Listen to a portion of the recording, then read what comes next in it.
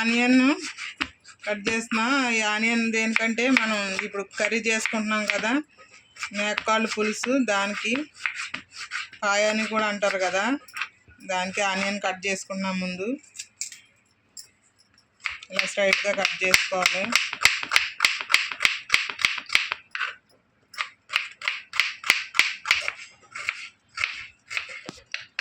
చూడండి, ఒక 10 ఆనియన్ 10 ఉల్లిపాయలు ఇలా కట్ చేసుకుంటున్నాం కదా. ఇంకా పచ్చిమిర్చి ఒక 10 వరకు 10-11 తీసుకున్నాను నేనైతే. పచ్చిమిర్చి కూడా అలా స్ట్రైట్గా కట్ చేసుకున్నాం. ఆనియన్ కట్ చేసినాక అది కూడా కట్ చేసేసుకున్నాం. చూడండి, ఇలా స్ట్రైట్గా అన్నీ కట్ చేసేసుకున్నాం.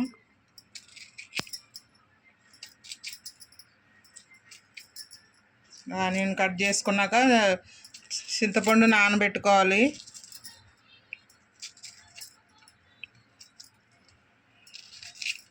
చూడండి, కటింగ్ అయిపోయింది కదా. ఇప్పుడు మనం చింతపండు నానబెట్టుకుందాం.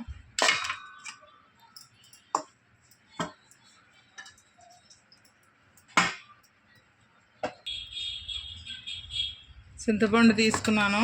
చింతపండు అయితే ఇది 100 గ్రాములు ఉంటుంది. 100 గ్రాములు శుభ్రం కడుక్కుందాం. కడుక్కుని మళ్ళీ మంచిగా వాటర్ వేసుకుని నానబెట్టుకుందాం. చూడండి, లోగా ఉల్లిపాయలు అన్నీ మనం వేయించుకునేసరికి చింతపండు నానిపోద్ది. ఇది పక్కన పెట్టుకుందాం. చూసారా, కాళ్ళు ఇవైతే శుభ్రం క్లీన్ చేసుకున్నాం కదా. ఇలాగా పైన అంతా బ్లాక్ అంతా పోయేలా క్లీన్ చేసుకోవాలి మంచిగా. నేనైతే 4 సార్లు కడిగేసి పెట్టుకున్నాను. ఇప్పుడు మనం స్టవ్ వెలిగించి కుక్కర్ పెట్టుకుందాం.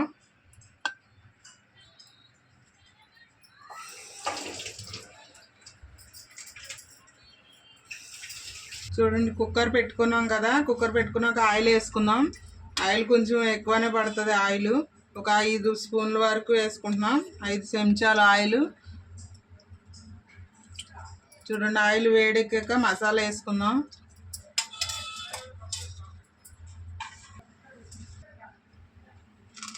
చూడండి, గరం మసాలా ఎక్కువ అక్కర్లేదండి దీనికి, కొంచెం కొంచెమే. నేనైతే ఫుల్ గరం మసాలా, ఇంకా జీలకర్ర.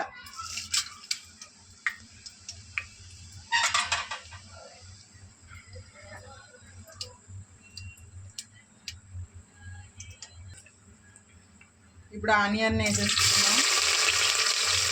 ఆనియన్ కొంచెం గోల్డెన్ బ్రౌన్ కలర్ వచ్చే వరకు ఫ్రై చేసుకోవాలి. ఆనియన్ పచ్చిమిర్చి కూడా వేసేసుకున్నాం. ఇందులో చాలా బాగుంటుందండి ఇది టేస్ట్ అయితే.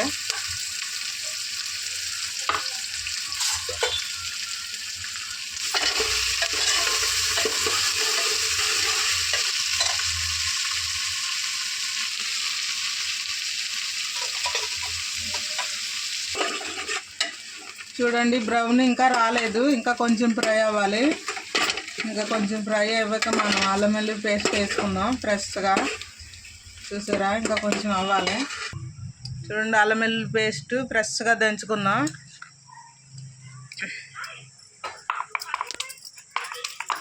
ఇలా ఫ్రెష్గా దంచుకున్నది వేసుకుంటే మనకి కూర అయితే చాలా టేస్ట్ ఉంటుంది. అందుకే నేను ఇలా దంచుతున్నానండి.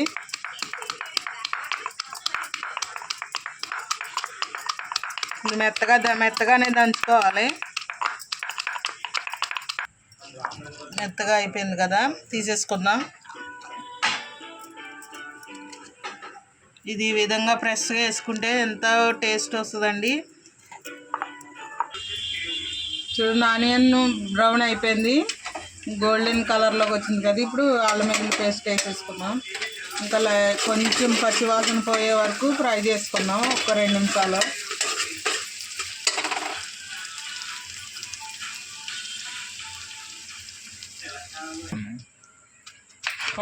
ఒక టమాటా అయితే కట్ చేసుకుంటున్నాం కూరలోకి.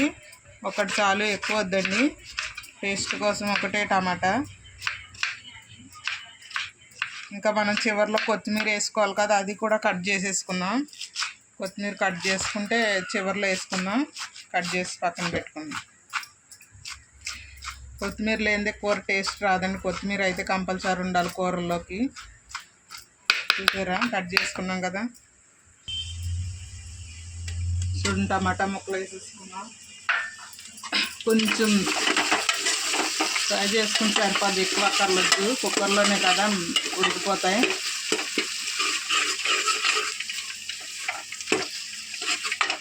ఇప్పుడు మనం ఇవి వేసేసుకుందాం. కడుగు పెట్టుకున్నాం కదా, చూసారా, కడుగు పెట్టుకున్నాం కదా మనం.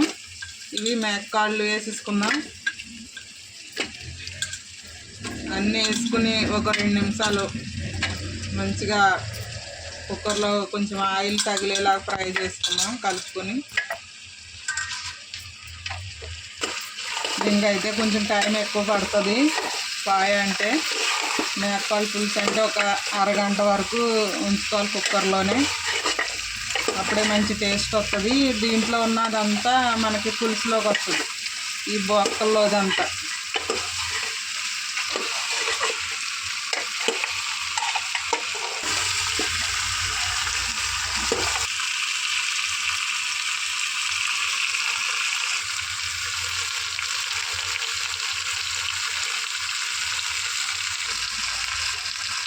ముందుగా పసుపు వేసుకుందాం. ఇంకా కారం అయితే ఎక్కువనే పడుతుందండి. నేను ఒక 5 స్పూన్ల వరకు నేను వేసుకుంటున్నాను కారం. చూడండి, ఒక 5 స్పూన్లు కారం.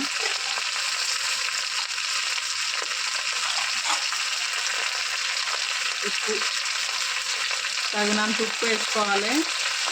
నేనైతే 3 వేసుకున్నాను. ఒక ధనియాల పొడి 1 స్పూను, ఇంకా కొద్దిగా మెంతుల పొడి, ఇంకా మిరియాల పొడి.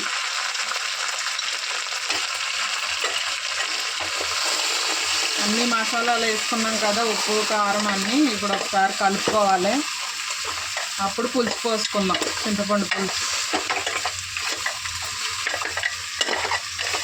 చూడండి, చాలా పర్ఫెక్ట్గా వస్తుంది ఇలా చేస్తే. చాలా బాగుంటుంది టేస్ట్ అయితే. ఎప్పుడు నేను ఇలాగే చేస్తాను. మా పిల్లలు అయితే చాలా ఇష్టపడతారు.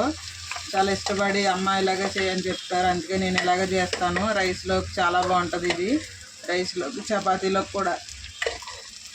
పులుసు బాగా పిసుకున్నా ఇప్పుడు మనం ఇందులో గింజలు అవన్నీ వెళ్ళకుండా కూరలోకి ఇలా జాలి పెట్టుకుని వేసేసుకుంటాం. ఇంకా దీనికి వాటర్ అయితే కొంచెం ఎక్కువనే వేసుకోవాలి. తీసుకున్నాం కదా, దీనికి 1 లీటర్ వాటర్ పడుతుంది. నేనైతే దీంతో ఒక 2 వాటర్ పోసుకుంటున్నాను.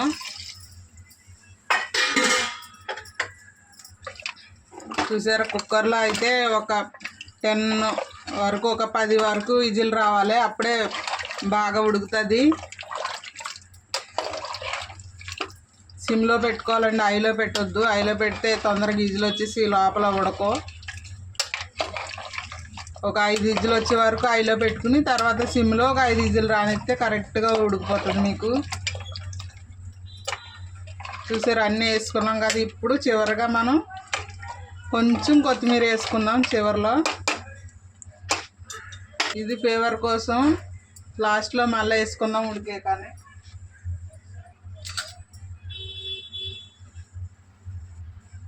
ఇది 1 స్పూను కొబ్బరి, ఎండు కొబ్బరి ఇలాగ నేను పేస్ట్లా చేసి పెట్టుకున్నాను. చూసారు, ఇప్పుడు అన్నీ అయిపోయినాయి. ఇంకా మూత పెట్టేసుకుందాం. చూడండి, ఇప్పుడు ఇంకా అన్ని మసాలాలు వేసుకున్నాం, అన్నీ వేసేసుకున్నాం. మూత పెట్టేసుకుందాం. ఇప్పుడు కుక్కర్ మూత ఇది ఒక 10-11 విజిల్ వరకు రానియండి. 11 విజిల్ వరకు వచ్చినాయి. అయిపోయాక మనం ఒక 10 నిమిషాలు అలా వదిలేసుకోవాలి. వదిలేసుకున్నాక ఇప్పుడు మూత ఓపెన్ చేస్తున్నాను. చూసారా, చక్కగా ఉడికిపోయింది. చాలా చూడండి, చక్కగా ఉడికిపోయింది. మనం వేరే గిన్నెలో తీసేసుకుందాం. చాలా టేస్ట్ అయితే చాలా బాగుంటుందండి, సూపర్ ఉంటుంది. నోట్లో పెట్టుకుంటే కరిగిపోయేలాగా ఉంటాయి అన్ని ఇవన్నీ బోన్స్ అన్నీ.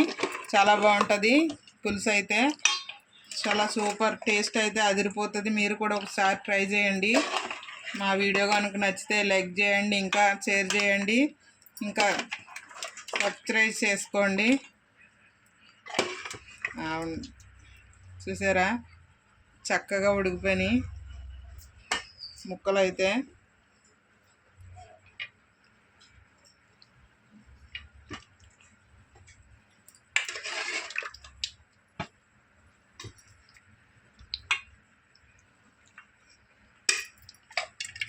చివరిగా కొత్తిమీర వేసుకుందాం పైన.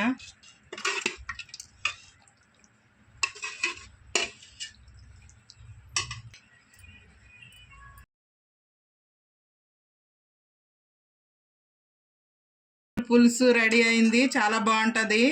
ఇది చాలా సూపర్ అయితే సూపర్ ఉంటుంది. చూసారా ఎలా పీస్ అయితే స్మూత్గా ఉడికిపోయింది. ఇలా నోట్లో పెట్టుకుంటే ఇంకా మనం ఏమి కొరకొక్కలొద్దు, అలా ఉంటుంది ఈ పులుసు. చాలా టేస్ట్ అయితే చాలా బాగుంటుంది. చాలా రుచిగా కూడా ఉంటుంది. మీరు కూడా ఇలా ట్రై చేయండి. మా వీడియో కనుక నచ్చితే లైక్ చేయండి, ఇంకా షేర్ చేయండి. మా వీడియో కనుక ఫస్ట్ టైం చూస్తున్నట్టయితే సబ్స్క్రైబ్ చేసుకోండి. చాలా అయితే మరిన్ని కొత్త వీడియోలతో మేము ముందు ఉంటాం. ఓకే అండి, బాయ్.